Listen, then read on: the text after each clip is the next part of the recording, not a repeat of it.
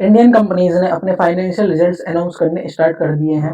हर बार की तरह large cap कंपनियों में टीसीएस ने सबसे पहले अपना फाइनेंशियल रिजल्ट अनाउंस करा है 9 अप्रैल 2026 को। आप टीसीएस का क्वार्टर रिजल्ट अपने स्क्रीन पर देख सकते हैं। और जैसे कि आपको पता है, मार्च 2026 में फाइनेंशियल ईयर का एंड हो चुका है, तो अब सब कंपनीज अपने क्वार्टरली और एनुअली दोनों रिजल्ट अनाउंस करेंगे और ये रिजल्ट्स लगभग 15 से 20 मई तक अनाउंस होते रहेंगे।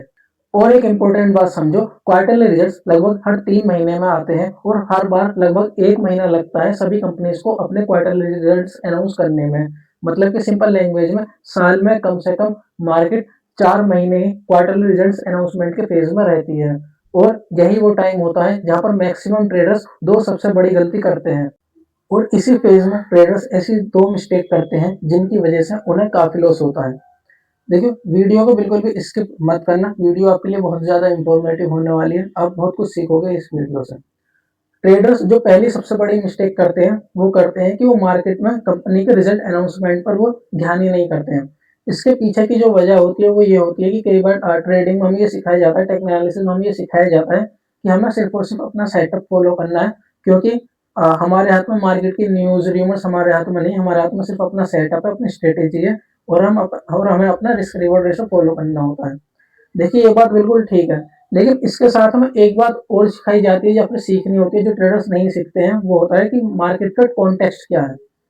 मैं आपके सामने अभी तीन ट्रेड का एग्जांपल दूंगा, आप मुझे बताना कि आप कौन सी ट्रेड इनमें से लोगे, कौन सी ट्रेड आप इनमें से नहीं लोगे।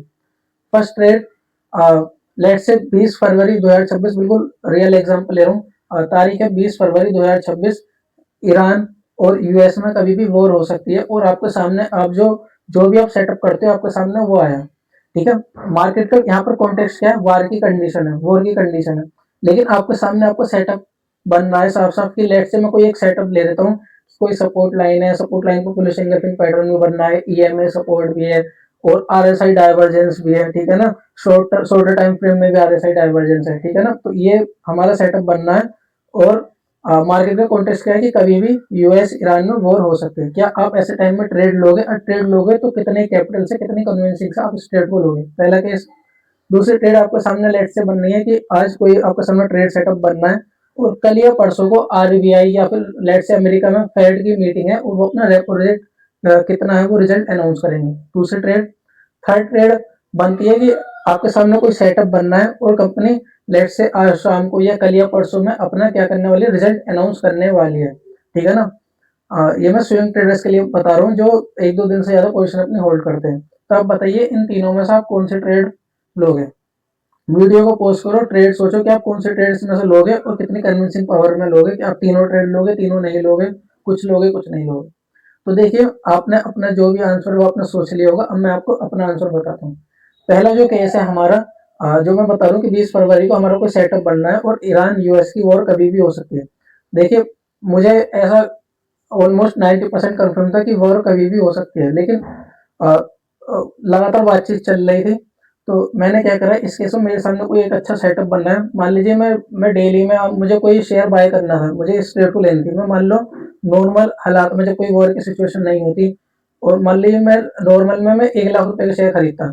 तो अब यहाँ पर वॉर लाइक सिचुएशन है और मुझे सेटअप बनना है, तो मैं यहाँ पर ट्रेड लेता, लेकिन मैं मुश्किल से मुश्किल बस 30-40% अपने कैपिटल डालता। मैं 30-40 हज़ार रुपए की मैं लेता हूँ, क्योंकि एक अच्छा कॉन्टेक्ट, अच्छा सेटअप बनना है और वॉर हो सकता है कि कुछ दिन बाद हो।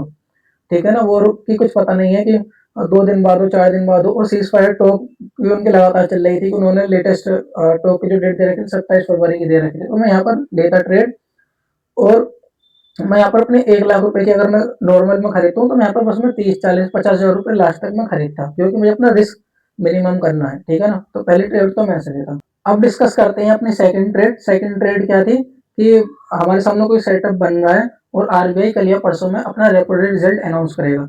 तो इस ट्रेड को मैं जरूर लेता और काफी अच्छी कन्विंसिंग पावर से लेता। मैं अगर नॉर्मली मैं 1 लाख रुपए का अगर शेयर खरीदता हूँ तो मैं इस केस में कम से कम 70-80 हज़ार रुपए के शेयर में खरीदूंगा। क्यों? क्योंकि आरबीआई का जो रिजल्ट, जो भी आरबीआई का जो रिजल्ट की जो अनाउंसमेंट होती है, उसकी जो मार्केट जो एक्सपेक्टेशन कर रहा होता है कि आरबीआई इस रेपो रेट को मेंटेन करेगा या फिर चेंज करेगा, जो भी मार्केट की एक्सपेक्टेशन होती है 90-99% में आरबीआई का रिजल्ट वही सेम एक्सपेक्टेशन के हिसाब से आता है। तो मार्केट में वो जो एक्सपेक्टेशन जो होती है, मतलब मार्केट की जो सर्टेनिटी होती है, वो पहले से ही प्राइस इन हो चुका होता है मार्केट में, और हमारा सेटअप किसी आरबीआई के अनाउंसमेंट की वजह से फेल नहीं होता है। वो किसी और रीजन की वजह से फेल हो सकता है, लेकिन आरबीआई के जो भी रिजल्ट आएगा उसकी वजह से फेल नहीं होता है। क्यों? क्योंकि जो भी रिजल्ट आना होता है उसकी मार्केट को सर्टेनिटी होती है। मार्केट में जो एक्सपर्ट होते हैं जैसे एसबीआई, ब्रोकिंग फर्म्स, वो अपने रिसर्च करके जो अपने एक्सपेक्टेशन जो लाते हैं कि आरबीआई ये करेगा, आरबीआई का 98-99% केसेस में वही रिजल्ट वो अनाउंस करती है, तो कोई कोई सरप्राइज नहीं होता। तो ऐसी कोई वॉलेटिलिटी नहीं आती और हमारा सेटअप आरबीआई के रिजल्ट की वजह से फेल नहीं होता है। वो किसी और रीजन की वजह से फेल हो सकता है, लेकिन इस वजह से नहीं होता। तो मैं सेकंड ट्रेड में लेता अच्छी कन्विंसिंग पावर से लेता। अब आते हैं हम अपने थर्ड केस के ऊपर, जो कि बहुत ही इंटरेस्टिंग है और हमारे इस वीडियो का टॉपिक भी है। वो ये है कि हमारे सामने कोई सेटअप बन रहा है और वो कंपनी एक दो दिन बाद अपना रिजल्ट अनाउंस करेगी। तो मैं क्या करूंगा इस केस में? और अगर आप इंटरडे ट्रेडर्स हो तो आप ऐसा समझिए कि सुबह के 10 बजे वो सेटअप बन रहा है और कंपनी 11-12 बजे अपना रिजल्ट अनाउंस करेगी। कुछ ही कंपनीज ऐसी होती हैं जो मार्केट आवर्स में अपना रिजल्ट अनाउंस करती हैं। ज़्यादातर कंपनी मार्केट आवर्स के बाद लगभग 3 सवा 3 बजे के बाद ही रिजल्ट अनाउंस करती हैं। तो मैं इस केस में मैं क्या करूंगा कि लेट्स से मेरा कोई सेटअप बनना है डे क्लोजिंग में और कंपनी एक दो दिन बाद अपना रिजल्ट अनाउंसमेंट करने वाली, तो मैं ऐसे केस में बिल्कुल भी ट्रेड नहीं लेता। मैं ऐसे केस में बिल्कुल भी ट्रेड नहीं लूंगा, एक भी रुपए की मैं ट्रेड नहीं लूंगा। आखिर ऐसा क्यों? ऐसा इसलिए क्योंकि देखिए कंपनी जो रिजल्ट अनाउंस करेगी उसका डेट और टाइम लगभग बिल्कुल फिक्स रहता है, लेकिन कंपनी का रिजल्ट कोई भी प्रेडिक्ट नहीं कर सकता। एग्जैक्ट प्रेडिक्शन कोई नहीं कर सकता, ऐसा मेरा एक्सपीरियंस है। तो मैं इसमें बिल्कुल भी ट्रेड नहीं लूंगा। ऐसा हो सकता है कि बहुत सारे ट्रेडर्स को ऐसा लग सकता है कि ये जो बुलिश सेटअप मिल रहा है एक दो दिन पहले ठीक रिजल्ट के अनाउंसमेंट से, वो इसलिए मिल रहा है बुलिश सेटअप कि वो उन्हें ऐसा लगता है कि रिजल्ट एक दो दिन बाद अच्छा आएगा, कंपनी का रिजल्ट अच्छा आएगा, कि बुलिश सेटअप इसलिए मिल रहा है। मतलब कि बहुत सारे ट्रेडर्स जिस बात का ध्यान रखते भी हैं कि रिजल्ट अनाउंसमेंट होने वाला है, वो रिजल्ट को प्रेडिक्ट करने की कोशिश करते हैं कि उनका वो कहते हैं कि बुलिश सेटअप इसलिए है कि रिजल्ट अच्छा आएगा। वो प्रेडिक्टेबल होने की कोशिश करते हैं और यही रिजल्ट अनाउंसमेंट के टाइम पर दूसरी सबसे बड़ी गलती होती है। पहली सबसे बड़ी गलती क्या होती है? क्वार्टरली रिजल्ट है, इनको बिल्कुल इग्नोर करना, नॉइज नॉइज की तरह ट्रेड करना। दूसरी गलती क्या होती है? प्रेडिक्टेबल होना। अब मैं आपको ये दोनों मिस्टेक जो है मैं आपको मिलाकर कंबाइन करके समझाऊंगा, तब आपको अच्छे से समझ में आएंगे। देखिए होता क्या है, आप कह सकते हो कि बहुत सारे इवेंट आने वाले, बहुत सारे इवेंट एक दो दिन बाद के इवेंट चार्ट हाँ हमें दिखा देता है चार्ट के फॉर्म में। जैसे कि अगर हम यूएस ईरान की वॉर की बात करें तो 28 फरवरी को वॉर स्टार्ट हुई थी, हमारे चार्ट ने हाँ 27 फरवरी को ऐसा दिखा दिया था कि हाँ वॉर हो सकती है। क्योंकि देखिए उस दिन निफ्टी लगभग 1 सवा % नीचे गिर गई थी 27 फरवरी को ही, और बाकी दुनिया की मार्केट भी उस दिन प्रेशर में रही थी। तो हाँ वॉर को इस चार्ट ने दिखा दिया था, लेकिन ऐसा रिजल्ट अनाउंसमेंट पर ऐसा नहीं होता है। रिजल्ट अनाउंसमेंट पहले से ही प्राइस इन नहीं हो पाता है। इसके पीछे जो बहुत सबसे बड़ा जो रीजन है, जो कि एक ही रीजन है, वो होता है इन्वेस्टर्स। देखिए होता क्या है कि जो इन्वेस्टर्स होते हैं, मतलब लॉन्ग टर्म की जो इन्वेस्टमेंट करते हैं 5 साल 10 साल 20 साल की, वो वर्ल्ड में किसी भी चीज पर ध्यान नहीं देते, ना वॉर पर कि दुनिया में क्या चल रहा है, पॉलिटिक्स में क्या चल रहा है, वो क्राइसिस क्या चल रहा है, वो ज्यादातर किसी भी चीज पर ध्यान नहीं देते। लेकिन वो सिर्फ और सिर्फ एक ही चीज पर ध्यान देते हैं, वो देते हैं कंपनी की अर्निंग्स और कंपनी के भी फ्यूचर अर्निंग्स पर वो ध्यान देते हैं।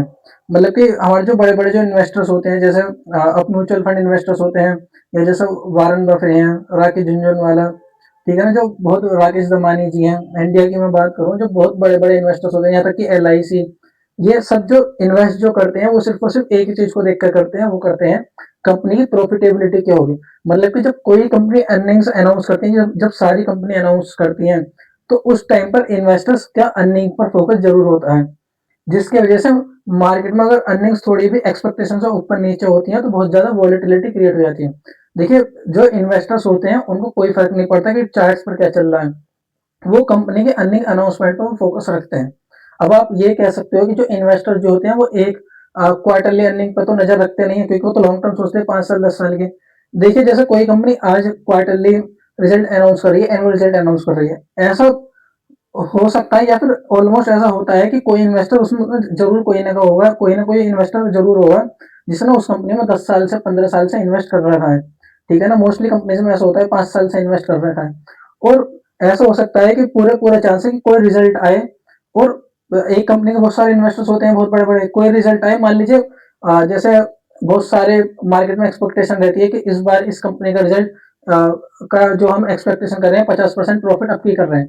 कई बार ऐसा होता है कि 50% प्रॉफिट अप आता है, लेकिन जब भी मार्केट की एक्सपेक्टेशन को देखो फुलफिल करा कंपनी ने, 50% प्रॉफिट ऊपर आया, लेकिन ऐसा पूरा पूरा चांस होता है कि कोई इन्वेस्टर ऐसा होता है जिसको 70% की उम्मीद थी, ठीक है ना, या ऐसा हो जाता है कि इन्वेस्टर जो है ना फ्यूचर अर्निंग्स पे भी ध्यान देते हैं। मान लीजिए प्रॉफिट उस क्वार्टरली रिजल्ट में 50% बढ़ गया, लेकिन मैनेजमेंट ने ऐसी कमेंट्री दी कि आने वाले टाइम में हमें परेशानी होगी कंपनी को किसी भी वजह से, कि चाइना से कंपटीशन आ रहा है, ईटीसी। तो वो जो इन्वेस्टर्स होते हैं उस टाइम पे वो बहुत पावरफुली एक्ट करते हैं, उन्हें वो कोई फर्क नहीं पड़ता उन्हें कि कंपनी के चार्ट्स पर क्या हो रहा है।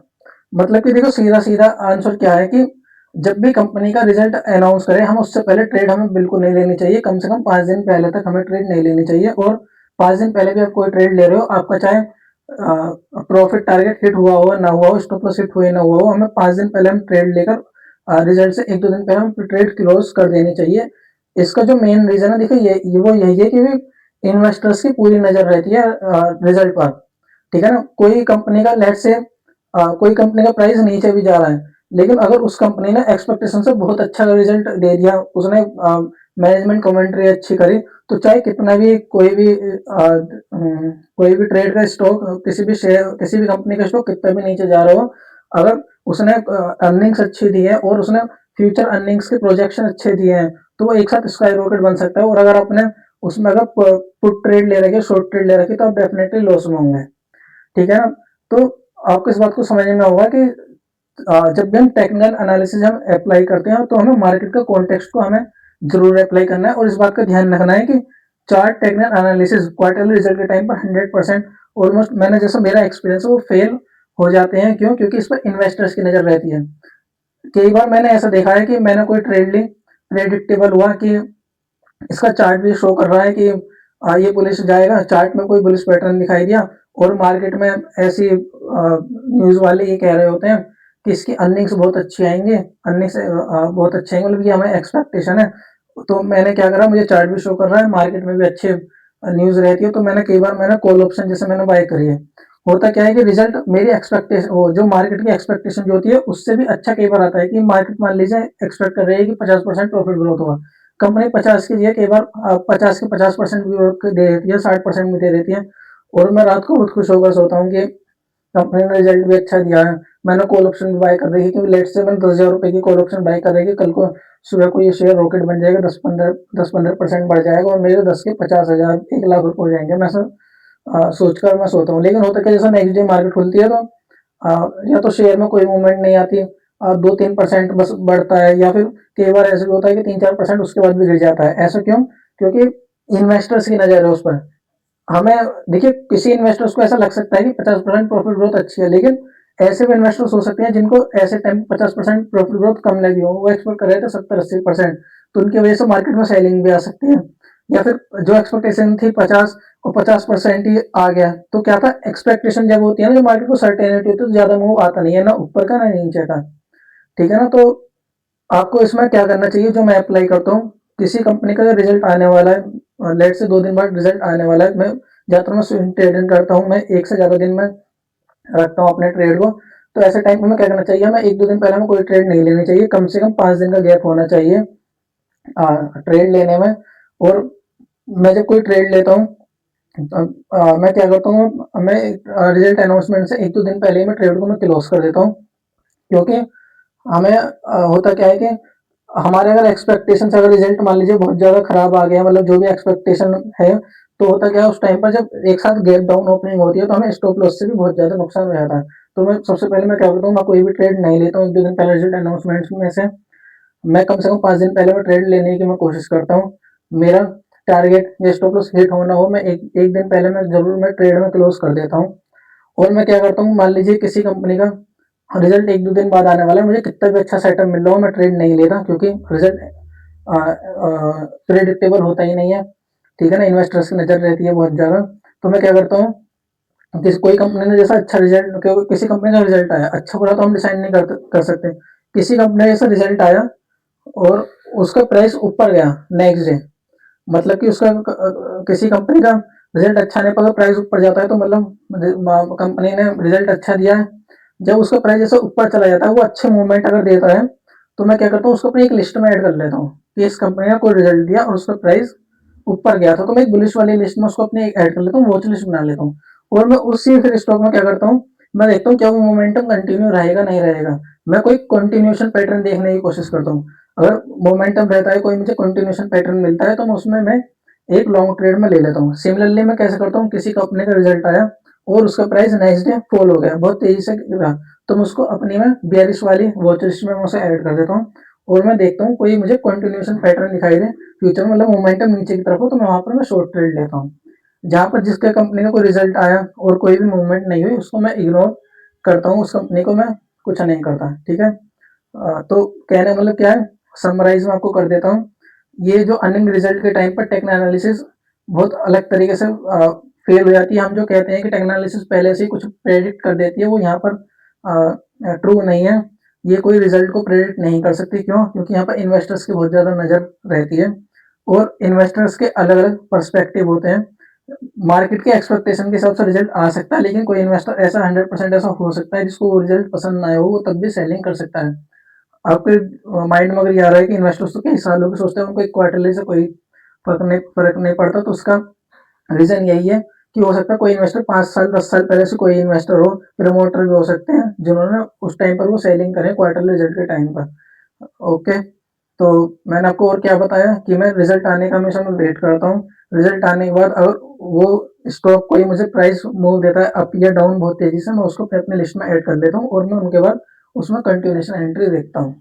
ठीक है, आई होप कि आपको कुछ समझ में आया होगा जो मैंने आपको समझाया है। मैंने अपना एक्सपीरियंस शेयर करा है कि मैं कैसे ट्रेडिंग करता हूँ क्वार्टरली रिजल्ट अनाउंसमेंट के टाइम पर।